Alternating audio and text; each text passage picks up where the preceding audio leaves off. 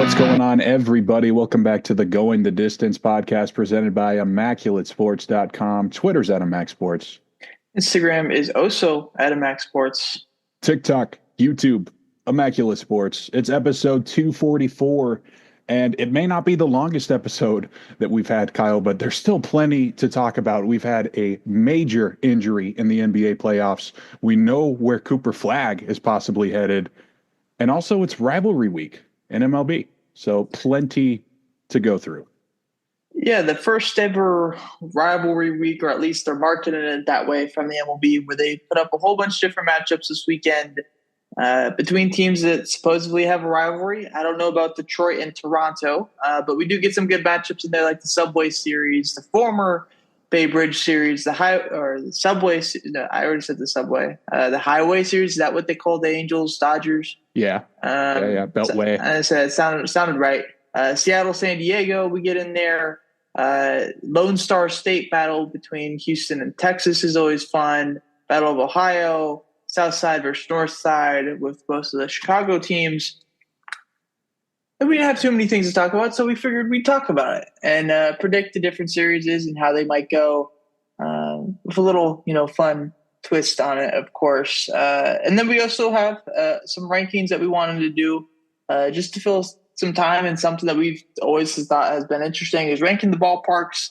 A lot of people want to say, AT&T is the best, or Oracle, my bad, but maybe we have some different rankings. Maybe we like PNC, maybe we don't like PNC. We'll see as we get into the later half of the episode. But we'll start off with the opener, and I'll let you go first because I believe yours is a bit more substantial than what I got. Yeah, substantial, controversial, a lot of different things here. But anyways, I felt like we should at least touch on Pete Rose and Shoeless Joe Jackson being reinstated to Major League Baseball.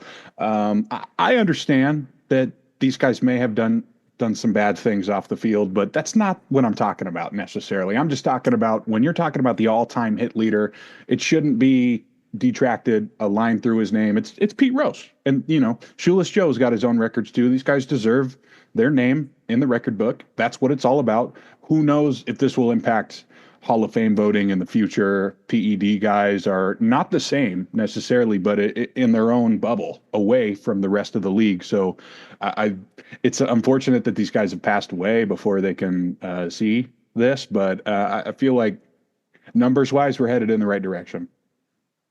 Yeah, it definitely was a big headline today when I saw that with all these names being reinstated and being eligible for the MLB Hall of Fame now. Curious to see how that voting process goes. I saw something like a unique ballot for those guys or something like that. There's like an old timers thing. Yeah, you'd have to imagine that Pete Rose would probably be a guy that gets in off of that. But unless they're sticklers with him, regardless, it is kind of sucky that they have to do this once they die. Like, I feel like one of the coolest things about the Hall of Fame is that, the introduction for the players, and you get to see the, you get to become royalty in baseball. And for these guys, obviously, some of are long gone. Pete Rose just, a year or two now at this point, but not going to be able to see it. And that kind of sucks on that aspect, but definitely probably kind of cool for the family. If you do get into the Hall of Fame, that you are going to be able to,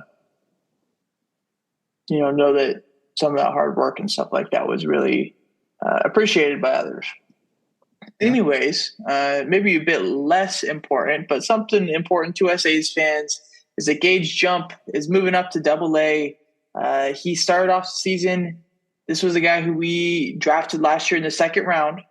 Pick 73. He was our third pick in the draft after first round pick in Nick Kurtz, second round pick Tommy White, and then we went to LSU again with Gage Jump, the left-handed pitcher. He started off in high A this year, had 6 appearances in 5 starts, 31 innings pitched, 45 strikeouts is a big number there. The past 4 starts alone, only 2 runs allowed. K per 9 is super high in those 4 starts as well too. That includes a performance of 6 2/3, no runs, 13 strikeouts, 5 innings, no runs, 7 strikeouts, 8 innings, 1 run, 8 strikeouts. He's been dominant for us. So we move him up to Double-A to join a pretty stacked rotation, I guess, if you want to call it, for Double-A, because Luis Morales, A's number 4 prospect, is in there as well too. He pitched just a couple of days ago on Sunday and twirled his best outing of the season, perhaps, going 7 innings, 1 run, 11 strikeouts, and only 1 walk. These two good dudes, for an A's team that seems to have no problem developing hitters within the last 5 years, has really struggled developing pitchers. And maybe these two guys are the guys that we see become those frontline starters for this next generation of an A's team. But obviously, if you watch any of the weekend series against the Yankees, you know that we need some damn pitching. So hopefully these guys can maybe even contribute this year. But if not this year, then next year. And if not that year, then most definitely the year after that. Mm-hmm. Big gauge jump guy myself, of course. Yeah. And I enjoyed putting the headline on here as Gage makes the jump to Double-A. A little wordplay there. But we move into the player, pitcher, rookie in the week. Unfortunately, those guys will not be on that list quite yet, but maybe we'll get to them at some point. But starting off with the player of the week, Skyler, who did you choose here? There are a bunch of guys who hit 500 this week. And, of course, there's a big guy in the Bronx and another two-way star in L.A. who've dominated this award for years. So I'm going to give Francisco Lindor his props for the first time this year. He's back over 300. He had 11 for 23 this week with 2 big homers of his own, leading the Mets to some big series wins against Arizona and the Cubs. My player of the week is going to be Jackson Merrill. Jackson Merrill was a guy who started off the season really hot, got hurt, came back from injury last week, and everybody's like, okay, maybe he's got to ease into it. No, he does not. 12 for 19, a double, a triple, a homer in Yankee Stadium, 7 RBIs, a 623 batting average, and an OPS nearing 1,600. Jackson Merrill was a guy whose bat surprised me last year with how consistent it was. It's already surprising me even more this year. Happy I have him in fantasy. This guy's an absolute stud. And as I've mentioned him before, put him on my MVP top 3. This guy's got MVP potential, and we could see him really win one. Probably not this year, but he's 21, 20 years old, whatever. It's pretty crazy how good he is with how young he is. Moving on to pitcher of the week. A lot of different choices here. Who'd you choose? Yeah, Eric Fetty goes CG for the red-hot Cardinals, who've won 9 in a row. He goes into Nationals Park, shuts them down with 8 Ks, no walks allowed. Yeah, there's Eric Fetty. I was thinking about doing him. I was thinking about doing Stephen Kolek as well, too. He got his first complete game shutout in a football score game between not the Chargers, because they don't play in San Diego anymore, but it would be the Chargers versus the Broncos. But the Padres beat the Rockies 21-0 in that game, and Kolek went the distance there. I decided to go with Ronel Blanco, though, because I believe his outing as a whole was a bit more dominant. 8 innings, 2 hits, no runs allowed, 1 walk, and 11 strikeouts. That's the number that Petty or Kolek did not get to or really even get close to. So I'm going to go with Ronel Blanco, having a pretty big performance for the Houston Astros that are just having around 500 right now. I went back and forth for a while on those two. Yeah, there was both those shutouts were okay, shutout is obviously a big bonus, but the shutouts were they weren't that good. Not a lot of Ks, but regardless, 9-inning shutout and the big league performance is pretty good. Moving to the rookie of the week, though, Skyler, who did you choose here? Yeah, unfortunately, I'm going to have to go with the Martian, Jayson Dominguez, first 3-homer, 7 RBI game against the A's. That game is a pretty big outlier so far, but he is looking way more comfortable in the box every day. This could be a turning point for the very highly coveted prospect. I didn't realize that Stephen Kolek had gone complete game until I saw you supercharged, so I guess he would have to be an honorable mention here because I didn't watch that game. Apparently he's not a rookie. Really? Though. I was looking on – I sort through the rookies on MLB.com to find my rookie of the week, and for some reason I couldn't find him. Maybe he was just some weird glitch or something like that, but he wasn't on the rookies list for me. Okay. But I went with Jayson Dominguez as well, too. 3 homers in 1 game against the A's, unfortunately.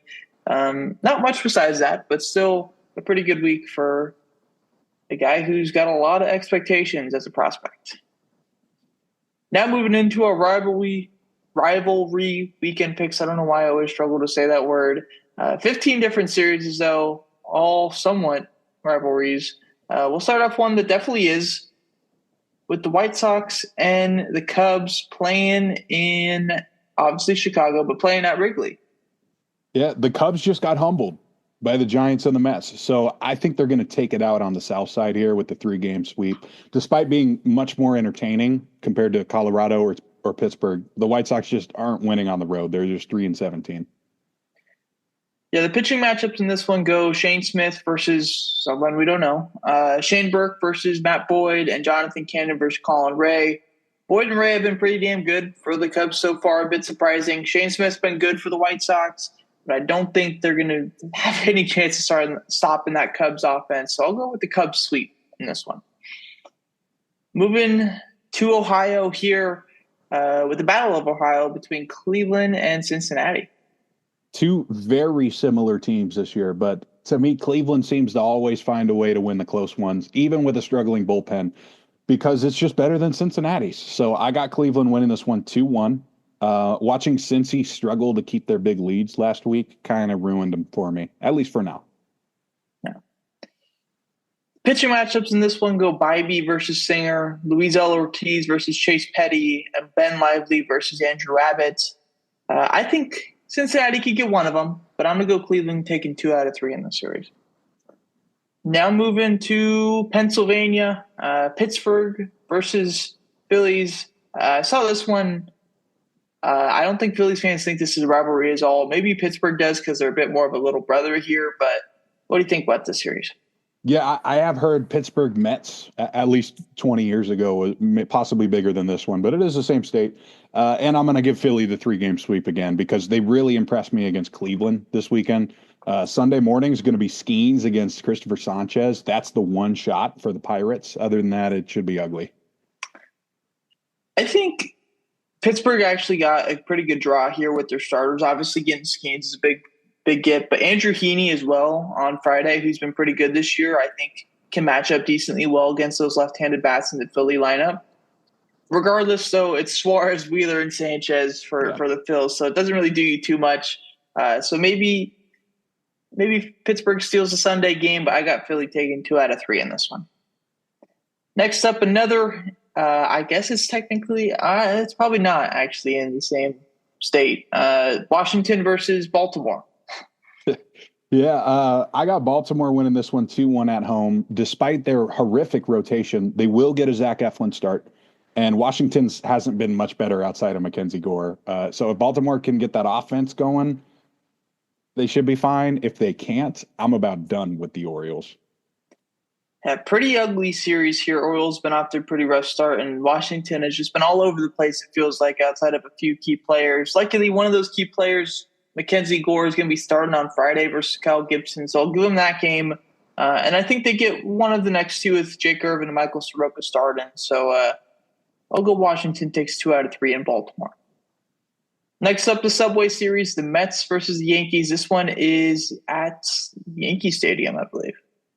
Yeah, I'll take the Yankees 2-1 at home because all they're doing right now is just cranking homers out of the park every single night. I'm sure they're going to be happy to be back on the East Coast in their tiny-ass ballpark, and they have a lot to prove still. You know, I think they want to get back to being that top team in New York again, and they're going to take it personally. The Mets might not care yet.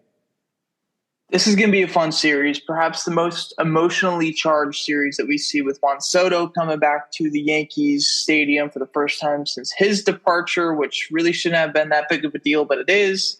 I think the Mets got a good draw here with the starters, McGill, Canning, and Peterson. I know no Kodai Senga, but no Max Fried on the Yankee side either because he's pitching today. So Carlos Rodon, TBD, and then Clark Schmidt. I think that favors the Mets just slightly. I think the Mets are the better team as well, too, outside of, these matchups alone. So I will go with the Mets taking 2 out of 3 in the Bronx. Next up, probably the least biggest rivalry out of any of these series is Detroit versus Toronto. Yeah, I got the Red Hot Tigers getting the series win in Canada 2-1. They should have 3 great games here, but after Detroit completely punked Boston yesterday, 14-2 for their AL high 27 wins, I'm not going to pick against them. Man, even Javi Baez looks good right now. These guys are just on fire. Yeah, good draw for the Tigers as well, too, even though they don't get Tariq Skubal in this series. They get Flaherty, Olsen, and Jackson Jobe. For Toronto, it's Francis, Jose Urena, and Jose Berrios. I'll go Toronto 2 out of 3, though. I think this is a sleeper one here. Toronto's been playing some decent ball. They just went into Seattle and won a series there. And I know that's kind of like a home place for them to play in Seattle with how many fans they get down from Vancouver. But I'll go Toronto 2 out of 3 and a bit of a shocker here. My only question is to you, why did they match these two teams up? Were they just like the only two teams left and said, fuck it, you guys have to play? Or what do you think? I don't know. I mean, I know that Detroit is technically at a higher point than some of That's the true. other Midwest teams you wouldn't expect. Maybe that's why they're like as north as you can get without hitting Canada. Yeah, I was trying to relate it back to like the 2010s where Detroit was good and Toronto was good, but I think them being good just like kind of like just missed each other. But Yeah. anyways, on to the next one. Atlanta versus Boston in Fenway. Yeah, not the most consistent teams this year, but they should have a lot of fireworks in this one. I got Boston winning the series 2-1 because they've been a little better under the spotlight. They have series wins against Kansas City and Texas. Game one's going to be a must watch. Sale versus Crochet. Yeah, that Friday game is going to be fun to watch. Sale returning back to Fenway for the, I believe, first time as he matches up with Garrett Crochet, the new Chris Sale in Boston. Yep. So that'll be a fun matchup. The other two matchups as well, too, I think favor the Braves. So Holmes versus Giolito and Schwellenbach versus Tanner Houck. Pretty much one of the best starters versus one of the worst starters this year in that one. So I'm going to go Atlanta road series victory 2 out of 3 in that one.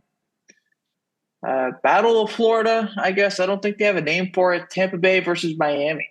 I got a close Tampa Bay series win, 2-1. Again, really ugly series, but Tampa Bay's pitching should be able to shut down Miami, who's really cooled off again.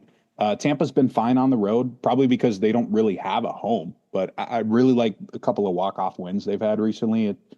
And, you could say the same thing about Miami, but they haven't been pitching as well. So I got Tampa.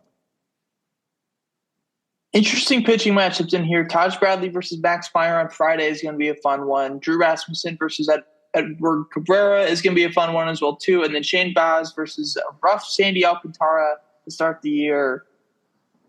I'm going Miami 2 out of 3. I like Miami's offense a bit better than what is advertised with them. I think they're like, oh, this shitty fucking team. But they got some bats today like Carl Stowers, Eric Wagman, Augustine Ramirez, Xavier Edwards that can all kind of, put the ball in play and make shit happen. So I'll go Miami 2 out of 3. My only other question for you is about the series, Skyler. Will a single game in this series be sold out? No way. Yeah. Moving on, St. Louis versus Kansas City, Battle of Missouri. They probably got a name for this one. I just don't know it. How do you think this one goes? That's not a bad name for a placeholder right now. St. Louis has won 9 in a row. But I finally have a series loss for them against Kansas City because they've won 8 out of 10 themselves. And Kansas City has the most home wins in baseball with 16. I got a 2-1 series win for the Royals. I think this series perfectly exemplifies why we picked Kansas City to go deep in the playoffs this year because they're starting pitching. It just lines up so well no matter how you slice it. It's Reagan's Lugo Waka this series, but you could easily, if it was a playoff scenario, throw Chris Bubich in there and be quite all right with year 3 there. It's versus Palante, Mikolas, and Liberatore. Liberatore and Palante I like. Mikolas I definitely do not. I'll go Kansas City 2 out of 3 in this one, taking down the Red Hot Cardinals. This one should be a pretty emotionally charged series as well, too, because I don't think these teams like each other that much. Probably not. These two teams definitely do not. Houston versus Texas. We saw them play in the 2023 ALDS and produce the classic of a series. How do you think this one goes? Both are at 500 so far. I'm going to go with Texas to win this one 3-1 because, like we've been talking about, it's all about the pitching matchups, at least as of right now when we look at these. The Rangers got DeGrom, Eovaldi, and then Molly to start off the series against the Houston offense that's just a little too inconsistent for me right now. Yeah, this is the only 4-game series, I think, right? I'll go with the split. McCullers, Blanco, Gusto. I like the back end 3 there for them. Like you mentioned, the first 3 starters for Texas is about as good as you could get for them with Jack Leiter and Gabe Forswell, too. I'll go with the split, though. I think both these teams are kind of sputtering right now, not really Yeah. playing the best ball. We saw Texas fire their hitting coach, or I think they call him an offensive coordinator or Uh-huh. something like that. I've never really seen that before in baseball, but yeah, I'll go with split in this one. Moving on, Minnesota versus Milwaukee. How do you think this one goes? Minnesota's back in the AL Central race. They got 8 in a row of their own. So I'll say they keep it going with a series win in Minnesota, thanks to Joe Ryan and Pablo Lopez in those first 2 games. Freddie Peralta gets them in game 3, though. I pretty much got the exact same thing. I think Joe Ryan versus Jose Quintana in game 1 favors Minnesota. Lopez versus TBD, maybe Chad Patrick in that game, favors Minnesota just slightly. And then TBD versus Freddie Peralta, maybe it's a Festus start. Maybe they go somewhere else. But I think that one favors Milwaukee a little bit. So I will go Minnesota 2 out of 3, winning a road series in Milwaukee.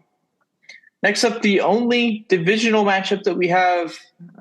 I don't know how big of a rivalry it is, except for that one wild card game where Archie Bradley hit a triple. It's Colorado versus Arizona. Yeah, Arizona's going to get the 3-game sweep here and get right back on track after this week. And, what other option do we have? Colorado is on the worst start in baseball history, and everyone thought the A's were ruining baseball a few years ago. This is kind of disgusting to watch. Yeah, this is the worst pitching staff versus one of the best lineups in baseball. Talking about Colorado's pitching staff versus Arizona's lineup. Arizona's got some pretty good starters going in as well, too, with Corbin Burns, Zach Gallen, and Michael Kelly. Yeah, Michael Kelly. Or not Michael Kelly. Oh, my gosh. Why am I blanking on his first name? Merrill Kelly. Jesus. Yeah. I knew it was an M. I don't know. I literally know who that is, of course. That's pretty embarrassing. But regardless, Arizona sweep. It doesn't matter. Marquez, Dolander. I got D-backs in 3. Fun series here. This next one, West Coast battle versus the North, and I guess you could call it the South with San Diego. Mariners versus the Pods. Despite losing 4 in a row, Seattle is one of the peskiest teams in baseball. So I think they do get one at Petco, but San Diego's playing much better baseball. Seattle's throwing Evans and Hancock out there for 2 of the games. I think that's a great matchup for the San Diego lineup. Yeah, this kind of shows you how Seattle's had to deal with injuries so far, with Logan Evans and Emerson Hancock having to start 2 of these games. Obviously, sandwiched in between Bryce Miller. But San Diego's got Kolek, Pivetta, and King, 3 of their guys that they've liked so far this year. So I'm going to go with San Diego sweep in this one, maybe a bit of a sleeper there. Battle of LA or Anaheim versus LA. It's the Dodgers versus the Angels in Chavez Ravine. Yeah, I got a Dodger sweep. Despite losing their entire rotation, basically, the Dodgers still have the best record in baseball. And the Angels have gone from a nice surprise to some of the worst metrics in baseball really quickly. They're probably going to get killed. Series definitely favors the Dodgers. Konstanowitz versus May, Anderson versus Gonsolin, and Kikuchi versus Knack. Maybe not the best starters for the Dodgers, but it's definitely not the best starters for the Angels either. So I will go with the Dodgers sweep in this one. And then the last one, the first battle of the Bay Bridge without the Bay Bridge being in the middle of the 2 teams. So the A's versus the Giants. Both teams have definitely cooled off after some hot stretches, and the A's have played them tough for a long time, basically since 1989. But I'm going to give the first series San Francisco the edge here for their starting pitching and home field advantage, because if the A's can't keep up with a good offense in a few innings here, we've seen things get really ugly, just like this Yankee series. And it's not that the Giants have the same lineup as the Yankees, but it's the same idea when your rotation's struggling. You just can't get down early. I think this is a fun series for the A's because this is probably going to be the most fans that they'll have in attendance the entire year, any of their home games included. So I think it'll be a pretty shockingly more Oakland crowd or more A's crowd than the Giants crowd. I think the ballpark favors the A's here as well, too, because they haven't really played in too many pitchers' ballparks this entire year, except for the first series up in Seattle. It's Sears versus Webb. I think that's a tough one. But Severino versus Rupp I'd like for the A's. And Springs versus Verlander I think is a wash. And I think the A's lineup can bring in a little bit more than the Giants on that Sunday ball game. So I will go with the A's taking 2 out of 3. Maybe a bit of a sleeper there, but maybe I'm biased. I'd be Maybe I'm happy wearing an with A's hat right now. So, but we'll see how that goes. That's rivalry weekend for you. Now we're moving to a fun little ranking between our top 10 ballparks. Do you have any outside of your top 10 that you want to talk about before we get into it? Not really. I'm good with that. Maybe Chavez Ravine, I think, maybe gets an honorable mention for the history that's been there. And yeah, on to number 10. All right. Well, number 10, I'm going to start it off with Citi Field because this is one that I've been to. It's in a really cool spot. And maybe because it was pretty new when I went there, but it feels like this is one of the few modern stadiums that doesn't overdo it. They got all the technology you need as a fan, but it's also pretty simple. Number 10 for me, a stadium that I've been to as well, too, is going to be Seattle. Surprisingly, I think this ranks pretty lower than this for most people. I thought it was a really cool stadium when I went there. I thought the vibe about it was really cool. I thought the food at the stadium was really good. And just overall pretty ballpark. So I'll go Seattle at number 10. Number 9. At number 9, maybe another shocker. I'm going to go with Citizens Bank Park in Philly. Another one I have went to, and you may notice I've slightly ranked up the ones I've been to just because I got a better grasp on it. And it's kind of the opposite of Citi Field. Just for how old it is and how long it's been there, it's a beautiful park, and talk about a home field advantage too. Red everywhere. Yeah, I definitely do think the vibe of the stadium plays a factor into this stuff, as well as the atmosphere and, big time games. Maybe some of these teams we haven't seen, playing big time games as well too in a while. So maybe that factors into our rankings. But number 9 for me is going to be where I slot Citi Field. The NLDS last year, NLCS against the Dodgers as well too, was really cool scenario, especially that Lindor home run. That big new scoreboard that they put up there a couple of years ago in center field is ridiculously large. Maybe my only knock on it is just the whole scenario where they had the fences back and then moved them in and then moved them back again. And that whole just kind of fucks up the aesthetic of the outfield, I guess, a little bit. But I like Citi Field a lot from a viewer's perspective. Haven't been there, but definitely hope to get there someday. Yeah. Number 8. Number 8, I am going to include Dodger Stadium. I have been there, and to me, it just feels like one that is going to be ageless, and it may keep rising as we go because I don't see them moving anytime soon. Angel Stadium was built around the same time, and they're already talking about moving them out of there pretty soon here. Dodger Stadium, I don't think it's going anywhere. Amazing view of the mountains. Number 8 is going to be where I slot the Pittsburgh Pirates Stadium, PNC. A bit of a low ranking here. Most people, I assume, would have this higher. I just think it's so hard to rank a stadium high when we haven't seen that stadium filled up and getting loud in such a long time. And that brings so much to a baseball atmosphere. And I know it's not the Pittsburgh Pirates fans' fault. I know they've had ownership issues and things haven't gone their way, really with player development for the last 15, 20 years. But it sucks that all we really have as far as playoff baseball in that stadium is the Cueto game, where Russell Martin hit that homer in the walk-off, or not the walk-off, and the wild card game. Beautiful stadium, though, beautiful city skyline. But then again, you're also in Pittsburgh. So you got to think about how nice Pittsburgh could possibly be. So that's why it's number 8 and it's not a bit higher. Number 7.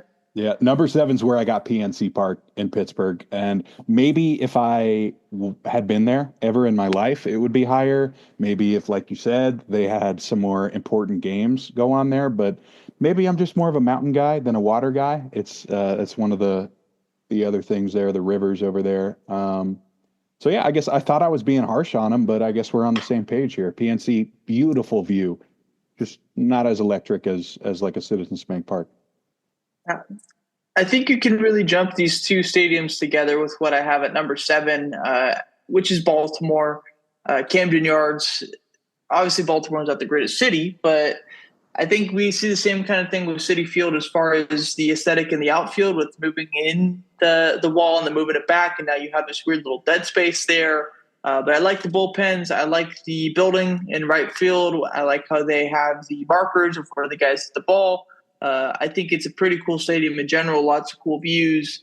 And really, I think if you just show somebody Camden Yards, they would not think it's Baltimore. They would not like put those two things together, because I didn't realize Baltimore was one of these cities that had this, crazy, crime rates and stuff like that until I got older, because I just, cool ballpark, cool city and all that stuff. But on to number 6.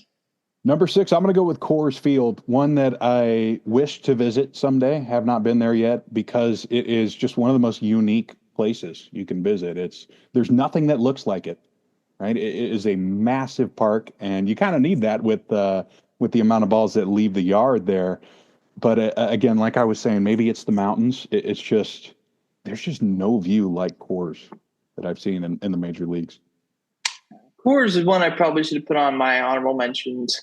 Definitely a stadium that I want to see, because I don't think just seeing it on TV, the space does it justice. It's definitely a huge stadium, has a ton of different seating, and I've heard only good reviews about it. But my number 6 is going to be where I slot Yankee Stadium, the new Yankee Stadium. If this was old Yankee Stadium, it'd be a bit higher.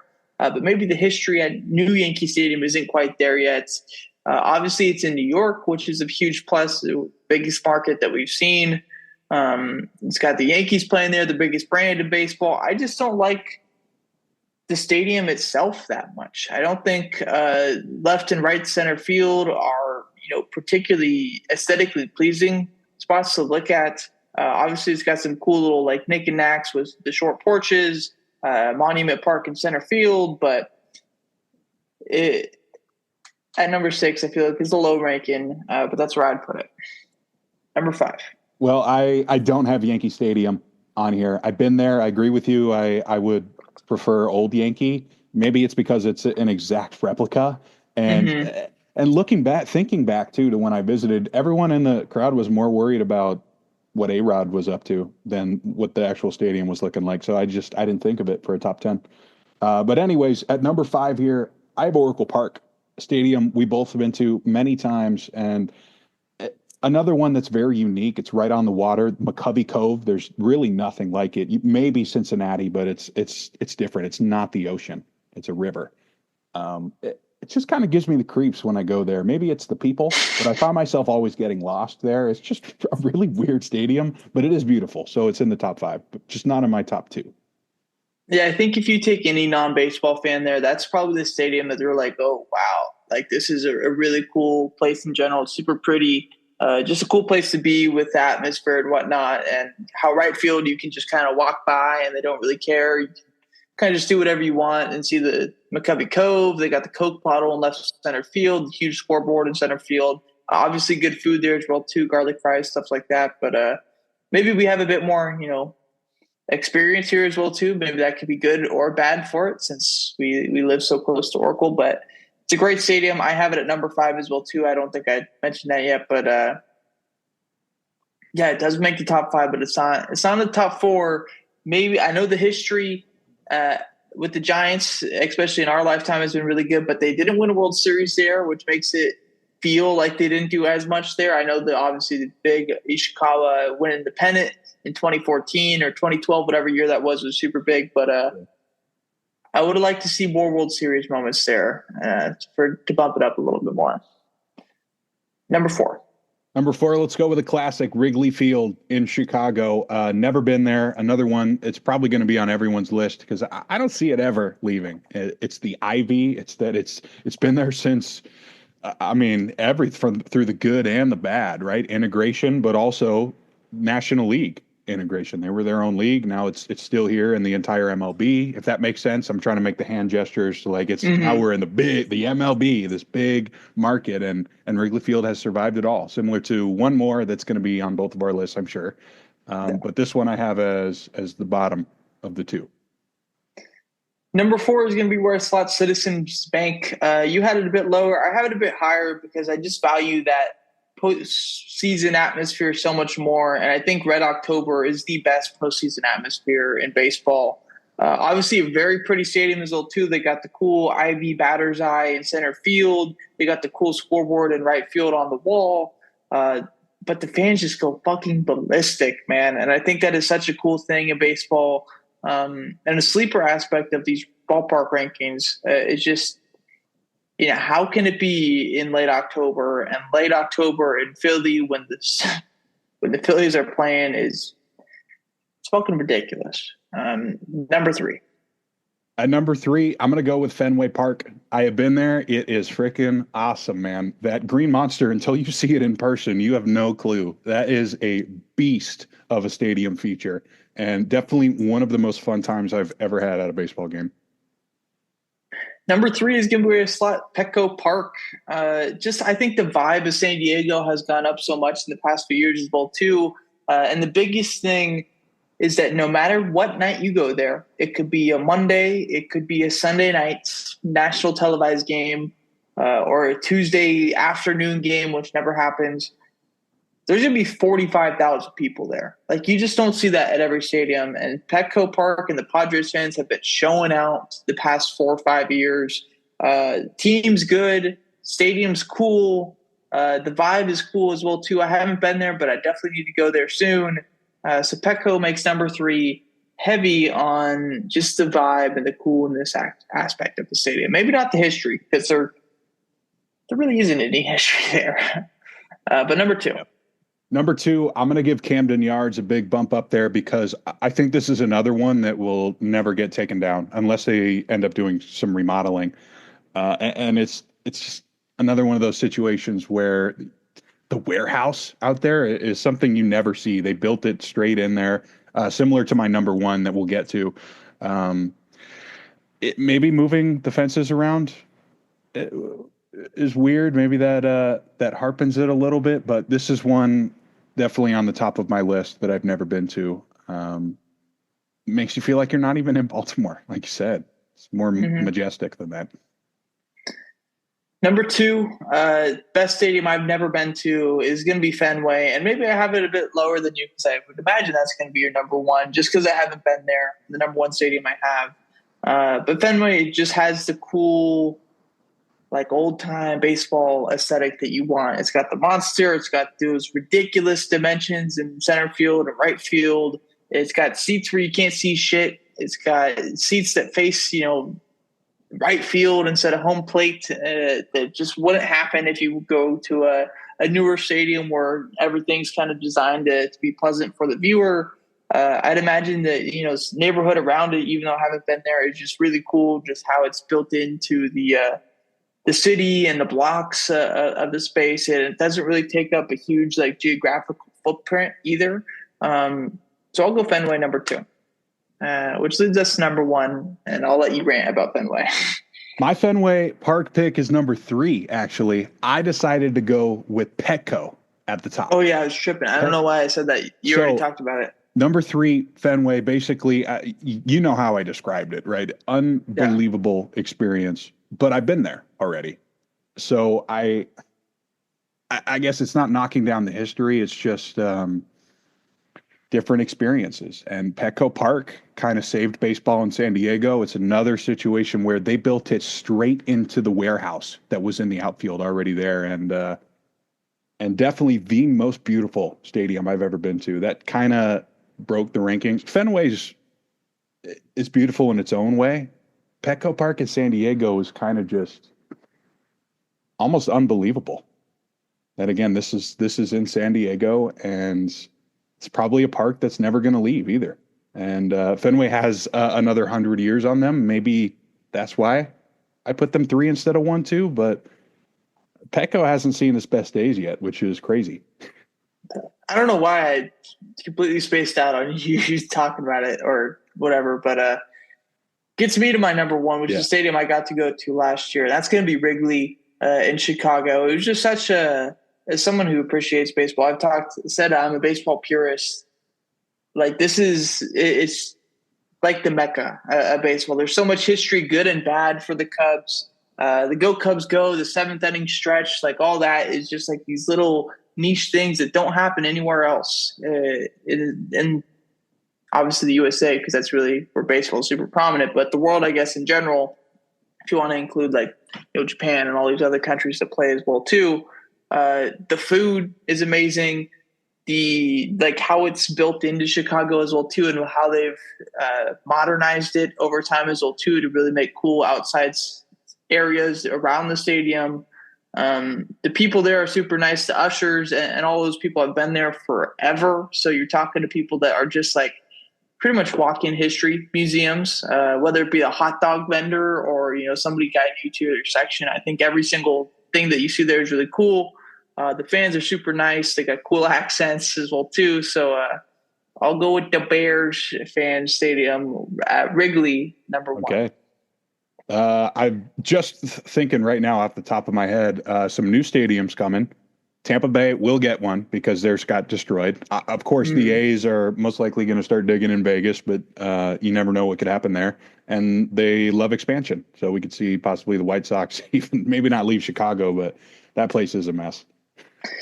I actually like the White Sox stadium. I think maybe so I went to Wrigley first, and then I went to the White Sox stadium. Yeah. And I remember we were talking to all the different Cubs fans there, saying, "Hey, yeah, we're gonna go to a White Sox game later this week as well too. Any recommendations or anything like that?" They're like, "Oh, dude, it sucks. Like the White Sox stadium is terrible." So I'm expecting bad. Realize, more people that. I've gone to the Coliseum 200 plus times. So when you go to any stadium besides the Coliseum and see the difference, you're like, oh, it's not that bad. I thought US Cellular, they don't call it that anymore, guaranteed rate field was pretty damn cool. But does not make my top 10. Would probably be, if I got to see all 30 stadiums, it'd probably be like 20 or something like that. But better than the Big A, I'll say that. Okay. And Chase Field. I think Chase Field's pretty weird. Yeah, it's one we've both been to. Both missed the list. It's nice having AC though. Yeah, it's true. Nice not having to be outside, but yeah. That moves us to an NBA check-in. Do you want to take the reins here? I don't really have too much here prepared. Yeah, I got a couple stuff for the 4 series that are still going on. We'll start off with Knicks Celtics after what happened last night. New York takes the 3-1 lead after winning a very important game last night at home when they were big underdogs. The 2 stars got to shine. Tatum and Brunson playing some of the best basketball of their careers when Jayson Tatum goes down with a serious injury and New York pulls away. When I wrote this, we didn't know 100% sure what it was, but I said it looked pretty similar to the past Achilles injuries. And it is. What a massive blow for Boston. I mentioned when we did our pre-playoff talk that I thought this was the peak for Jayson Tatum, and that's why they were going to win it this year. But I don't think that their championship window is going to survive a whole lot longer because this is an Achilles, and we're probably not going to see their best player, Jayson Tatum, for a long time. Yeah, this is something that's probably going to wipe him out of next year as well, too, which completely sucks. I'm a big Jayson Tatum guy, and I'm not going to toot my own horn here, but I was very sad to see this happen. Obviously went down immediately, non-contact, and you could kind of just tell you're like, oh, yeah, this is serious. Got the news today, obviously, that he underwent surgery for it. So hopefully, has a good recovery and hope and or envision that for him. Because without this, Jayson Tatum, Celtics get a lot worse. And I think we're going to see that immediately tomorrow whenever they play this next game. People like to talk about, oh, Jayson Tatum sucks and all this stuff, that he isn't that good. You're going to see why, he matters a ton, I think, in this next game before they get eliminated. Absolutely. The other game last night was another Minnesota win in San Francisco. The Timberwolves take the 3-1 lead, and it's just been the most frustrating series to watch for me because for all the mistakes the Timberwolves make, it just doesn't even matter because Steph Curry isn't playing, and the Golden State offense can't do anything without Steph. And after they blew that game 3 at home, I've accepted. And I try not to be that negative guy, but I also try to be realistic. And for how great the defense is playing and however in the world Steve Kerr correctly predicts the hot hand, it's just not going to happen because Julius Randle's unstoppable. Yeah, it's a very unfortunate series because there is even though we're fans, we can't do anything ever. It feels more like hopeless and helpless than ever because we don't have Steph. And it's just like, okay, well, what do we expect when we don't have Steph? And I feel like just watching these games, if we did have him And I'm not going to be, oh, we're winning the ship, even though I did predict us to win the Yeah. ship. I think we would be up in this series, 3-1 most likely. Maybe even we win game 2 and we sweep them or whatever. But I don't think we'd be down 3-1. That's for sure. I think we'd be guaranteed a game 6 at the minimum, and I just don't think we'd be seeing Minnesota go on to the Western Conference Finals like we likely are going to see in the next couple of days. Yeah. The other shocker in the NBA playoffs this season has been the 3-1 Indiana lead over Cleveland. You would think that a team who just won 64 games wouldn't be changing their rotation every single night. Sometimes it's Jared Allen. Sometimes it's Okoro, Hunter, Dean Wade, Ty Jerome. It's that fifth spot in the lineup is different every single night. And now Donovan Mitchell's battling an ankle injury. Things are looking pretty good for Rick Carlisle in Indiana once again, but the series isn't over. Right now, they're playing game 5 at the moment, and Cleveland was up last time I checked. They're only up 4 at halftime. This thing could end tonight, realistically. Amazing series for Indiana. Yeah, I wasn't a big fan of Cleveland. I thought they'd lose to the Celtics, I believe. But this entire year, I felt like even though that they were dominant, I was like, yo, remember when the Jazz were the number 1 seed and they won Atlanta like 60 Hawks. games or something like that? Like, it just felt like one of those teams was not built for the playoffs. And, maybe I was convincing myself otherwise that they could do it because they do have that certified bucket getter in Donovan Mitchell. But it looks like maybe they're done. It could end tonight, could end, game 6 or game 7, but the Pacers have really been just so dominant offensively. Tyrese Halliburton is like a 24-year-old coach at this point. Just how good of a handle he has on the game, and his big shot making we saw early in this series obviously led them to get the win in game 1, or game 2 actually. It was game 2 that he hit the game winner, right? I think so. Yeah. Yeah. But yeah, Tyrese Halliburton back-to-back conference finals if he gets there, right? Yeah. It's crazy. Definitely a guy who gets made fun of in the media, but I don't agree with any of that crap because I think he's one of the few guys who understands the secret of basketball is it doesn't matter what the stat sheet says if you're getting the win. He's a magician with the ball. Yeah. And I said when he got traded to Indiana, I said that he'd be good enough to attract another star there. Pascal Siakam, is he that star? I don't know. Maybe not as big of a star as what you'd expect, but Tyrese Halliburton's a stud. And maybe he didn't have the greatest regular season, but he's putting it on in the playoffs. For sure. And on to the last series, the only 2-2. It has not disappointed. Denver against the number 1 seeded OKC Thunder. Aaron Gordon, Michael Porter have stepped up big time, and maybe the first time we've ever seen Jokic really struggle in the playoffs because OKC has the best defense in the world, and they're going to live and die by those SGA drive attempts. So 7 games would be awesome. That's what I'm looking for. I still think I'm leaning OKC because Jokic doesn't look great right now, but hey, he could come out with 40 and 20 again. And no one would be surprised. So what an awesome series for Denver and OKC.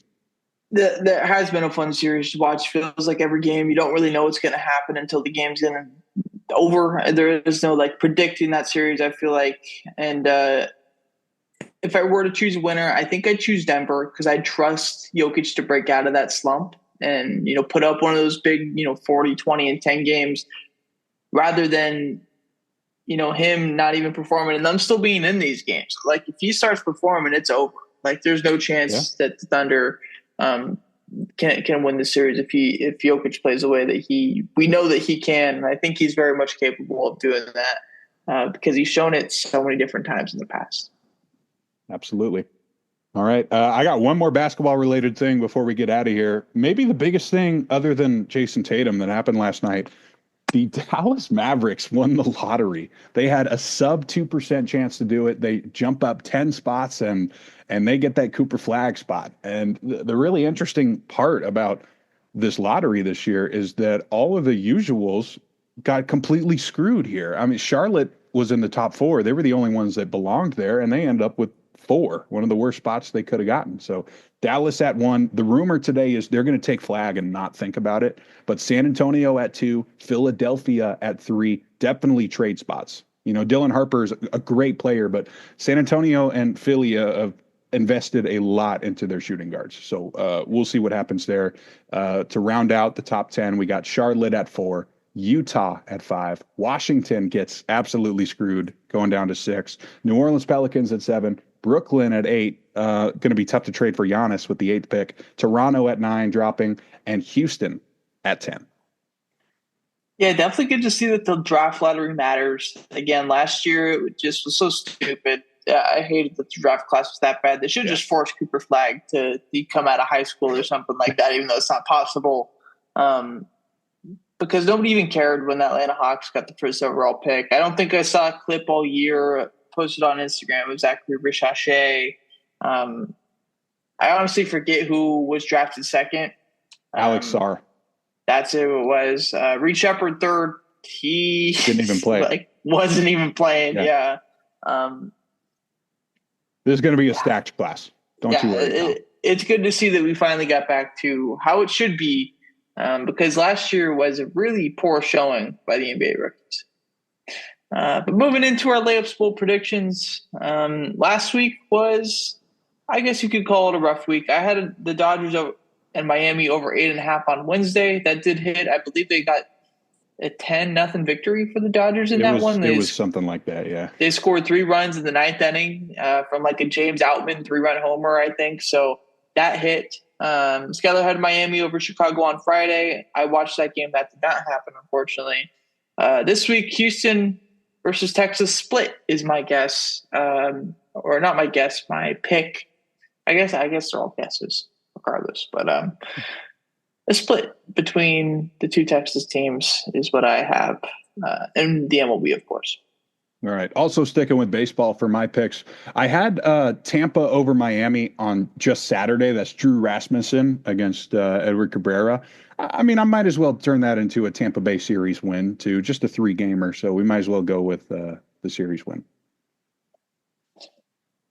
Last week, bowl predictions. I had the Warriors over Minnesota. If Steph hadn't gotten hurt, maybe this is turning green, but right now it does not look good. As of right now, it's in orange. So that's what we got there. Skyler had Arizona over the Dodgers on Friday. Freaking Shohei. That was that game where he just Thursday they won pretty handily, I believe. But that Friday game was ridiculous. And the Dodgers won 14-11 in that one. This week I have the Padres sweeping the Mariners in rivalry weekend. No odds on that, but it would be obviously plus something at that point. Going to the Battle of Ohio, I had Cleveland over Cincinnati when we talked earlier. Specifically Friday, Tanner Bybee against Brady Singer will be the turning point, in my opinion. And then also, of course, the series win. It doesn't seem that crazy, but when I checked the odds, ESPN gave Cincinnati about like a 64% chance to win this series. So I'll go with Cleveland. I think they're playing much better. That's going to do it, though, for episode 244. Maybe a different episode for us where we don't really go into our analysis perspectives too much, but just kind of saying what we think. Next week, probably back to power rankings as well, something we needed to do, and we'll figure the rest of the stuff out as we go along. For episode 245, you got any closing remarks? Jets release Thomas Morstead. Appreciate all your hard work, buddy. Appreciate all your punts. Yeah. He was, for a 40-year-old, he was an animal. Yeah. We punted a lot. Was he no, he was a righty, right? I think so. You don't even remember? I don't, dude. You're not a real Thomas Morstead fan. Sorry, Tommy. All right. Thank you for giving your number to Garrett Wilson, too. There we go. That'll do it, though. We'll see you guys next week for episode 245. Go Dubs, I guess. Figure it out. Let's go Kuminga.